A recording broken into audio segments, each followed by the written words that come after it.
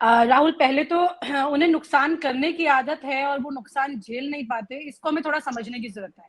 वो उनके फायदे में अगर किसी का नुकसान हो रहा है तो होता रहे, वो एक अलग चीज है, क्योंकि उनको अपना फायदा चाहिए और वो बहुत फोकस्ड है। ये समझने की जरूरत है। भले विपक्ष ने पहले के मुकाबले अपना अच्छा काम किया हो, लेकिन आप ये देखिए कि जिस रात को ये रिजल्ट आया था उत्तर प्रदेश चुनाव का, उसी रात को 1:30 बजे तक बीजेपी की संघ की बैठक हुई है। 1:30 बजे बैठक खत्म हुई है उनकी, और वो रात को ही इसी मंथन पर लग गए थे कि जो उनको लॉस हुआ है उत्तर प्रदेश में, वो आखिरकार क्यों हुआ है। अगले दिन सुबह की तस्वीर देख लीजिए, आसाम पहुंच जाते हैं गृह मंत्री और गुजरात पहुंच जाते हैं प्रधानमंत्री। यानी कि वो, देखिए, एक तरफ देश के लिए अगर बात की जाए तो प्रधानमंत्री, गृह मंत्री का इस तरह चुनावी क्षेत्र में जाना देश के लिए गलत है, लेकिन उनकी पार्टी के लिए बड़े नेताओं का इस तरह से जाना और इतने बड़े पद पे होने के बाद जाना उनके लिए फायदेमंद है। तो किसके लिए काम कर रहे हैं वो, पहली बात तो ये समझने की जरूरत है। वो देश से ज्यादा इस वक्त अपनी पार्टी के लिए काम कर रहे हैं, इसमें कोई दो राय नहीं है। अगर वो उतना ही फोकस कंट्री के लेवल पर करते तो शायद अर्थव्यवस्था का इतना बुरा हाल नहीं होता, ये तस्वीर देखने को नहीं मिलती। तमाम इतनी बेरोजगारी, महंगाई की जितनी बातें हम कर रहे हैं, ये इश्यूज जो आ रहे हैं, उत्तर प्रदेश चुनाव में जो इश्यूज है, मुद्दे हैं, उसकी झड़ी लगी हुई थी। लेकिन देखा किस तरफ? पोलराइजेशन की तरफ, हिंदू और मुस्लिम की तरफ। हुआ वही। अंडर करंट किसका था? ना तो योगी का था, ना तो मोदी का था। अंडर करंट था हिंदुत्व का ही। कि देखिए, सारे मुस्लिम जो है वो अल्पसंख्यक वर्ग जो है वो जाएगा उस तरफ, अखिलेश की तरफ। ये अंडरस्टैंडिंग है। तो अपने आप ही एक अंदर चीज चल रही थी जो कि दूसरी तरफ शिफ्ट हो रही थी, और इसको अखिलेश यादव भाप नहीं पाए थे। अब अखिलेश यादव का नुकसान उनके फायदे में है, तो ये तो अखिलेश यादव को समझना होगा कि वो अपना फायदा करे, जिससे किसी का नुकसान होता है होता रहे। वो एक अलग चीज है, क्योंकि ये तो द्वंद है ना, ये तो राजनीतिक द्वंद है, राजनीतिक युद्ध है। किसी को एक फायदा होगा तो उसके फायदे से दूसरे को नुकसान ऑटोमेटिकली होगा ही होगा। अब रही बात अखिलेश यादव की, तो उनके लिए क्या चीजें सामने हैं? जाहिर सी बात है, ये चर्चाएं काफी तेजी से हो रही हैं। दिल्ली में भी तमाम पत्रकार जो है, जब वो चर्चा कर रहे हैं, मुझे लगा शायद वो चर्चा कर रहे होंगे, देखिए अखिलेश लूज कर गए, देखिए कैसे अखिलेश यादव को मुंह की खानी पड़ी, ऐसी चर्चा करते हुए दिखे। लेकिन ऐसी चर्चा वो नहीं कर रहे हैं।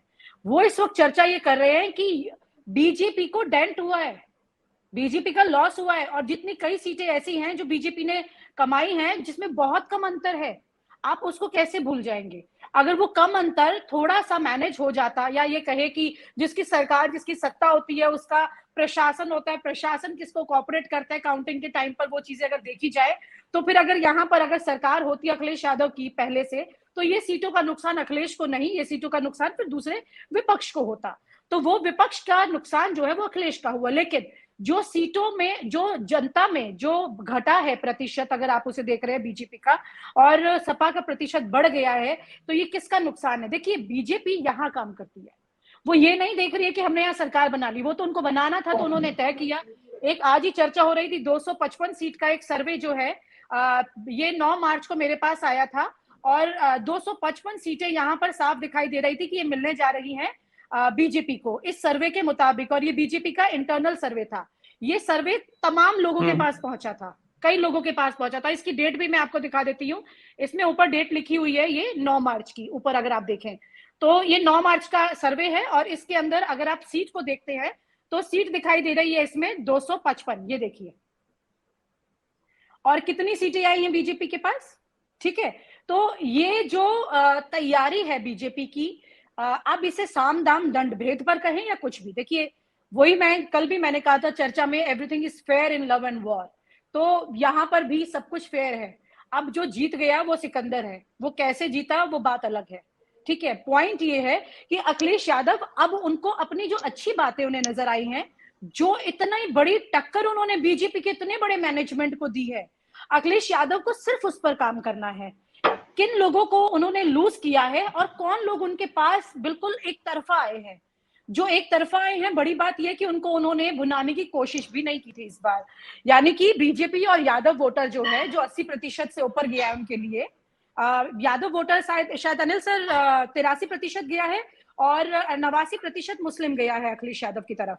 तो जो ये उनकी तरफ आया है बिल्कुल एक तरफा, उसके लिए उन्होंने कोशिश नहीं की थी। यानी कि कहीं ना कहीं अंदर ही अंदर अंडर करंट के नाम पर पोलराइजेशन तेजी से हो रहा था, जाति का और धर्म का, दोनों का हो रहा था। तो ऐसे में अखिलेश यादव को ये समझना है कि जो उनका वोटर है, इस पे इन्होंने मेहनत नहीं की, यानी वो जान रहे थे ये मेरे पास आएगा और वो आया। जिनको वो जानते थे कि मेरे पास नहीं आएगा, यहाँ मुझे मेहनत करनी है, जैसे कि ब्राह्मण वोटर है, ब्राह्मण पर उन्होंने 40 लोगों को टिकट दिया था लड़ने के लिए, जिसमें से केवल 5 लोग जीत करके आए थे। अब उनको ये तय हो जाना चाहिए, जैसे कि अब जाट की आप बात कीजिए, जाट में उनको जहां वो सोच रहे थे उनके पास प्रतिशत बढ़ेगा, वहीं पर जाट में उल्टा डबल से ज्यादा कितना है, 53% है जो बीजेपी को मिला है, 54% है जो बीजेपी को मिला है। और इससे आधे में आप आ जाइए, मेरे ख्याल से 30 के आसपास है जो कि समाजवादी पार्टी को मिला है।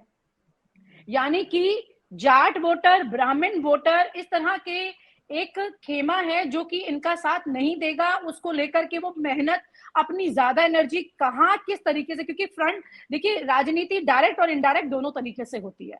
आप कुछ चीजें फ्रंट में करते हैं, कुछ चीजें इनडायरेक्टली आप करते हैं जो सामने वाले को पता भी नहीं चलती। अखिलेश यादव जो भी कर रहे थे वो सब कुछ फ्रंट में था, यहाँ तक कि इस बार गठबंधन को लेकर उन्होंने इतना एहतियात बरता था कि हम गठबंधन जो है उनके साथ नहीं करेंगे जिनके साथ पहले हुआ और हमें नुकसान हुआ, लेकिन उनसे ज्यादा बीजेपी और 2 कदम आगे निकल गई। उन्होंने गठबंधन किया, अदृश्य गठबंधन।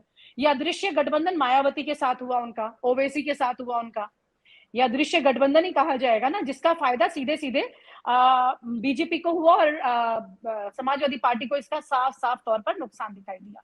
तो कुल मिलाकर के ये है कि इस वक्त अखिलेश यादव को ये समझने की जरूरत है कि बीजेपी जिस लाइन पर चल रही है उस लाइन को संभालने के लिए अखिलेश यादव को काम करना होगा कि उनसे भी 2 कदम आगे की सोचे, क्योंकि अभी इनके लिए लड़ाई और ज्यादा मुश्किल हो गई है।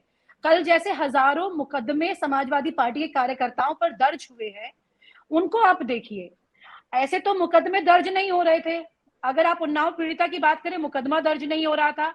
हाथरस का मामले की बात करें, मुकदमा दर्ज नहीं हो रहा था। यहाँ पर अभी शपथ भी नहीं हुई है और उससे पहले लगातार मुकदमे दर्ज होने शुरू हो गए हैं। आप ये समझिए कि कितनी तेजी से योगी आदित्यनाथ की सरकार इस वक्त काम कर रही है, और जिस तरीके से वो काम कर रही है उसका तोड़ निकालना, उससे 2 कदम आगे चलना, उस पर अखिलेश यादव को चलना होगा। जितनी भीड़ उनके पास नजर आ रही थी उस वक्त बीजेपी के पास नहीं दिख रही थी, यानी कि वो विजिबल पॉलिटिक्स में चल ही नहीं रहे थे, वो भीड़ वाली पॉलिटिक्स में चल ही नहीं रहे थे। और अखिलेश यादव उस भीड़ के आधार पर खुद भी ये मान रहे थे कि लोग मेरे साथ आ रहे हैं, और जो आए भी, ऐसा नहीं है कि नहीं आए, लोग आए भी हैं उनके साथ। लेकिन उस भीड़ के आने से, मीडिया कवरेजेस होने से, उन्होंने खुद अपनी एक प्रेस कॉन्फ्रेंस में कहा कि प्रशासन को टेंशन हो गई, बीजेपी को टेंशन हो गई और एग्जिट पोल बदल दिए गए इस आधार पर कि सरकारी महकमा जो है अब वो पूरी तरह से अखिलेश यादव की तरफ इंक्लाइंड होने लगा है, झुक रहा है, क्योंकि बंगलों की सफाई हो रही है, पार्क की सफाई हो रही है, इस बात से डर गए। और आप हमसे जुड़े रहने के लिए सब्सक्राइब करें YouTube पर, फॉलो करें Twitter पर और लाइक करें Facebook पर। और ज्यादा जानकारी के लिए आपको टाइप करना होगा सिर्फ न्यूज़ नशा।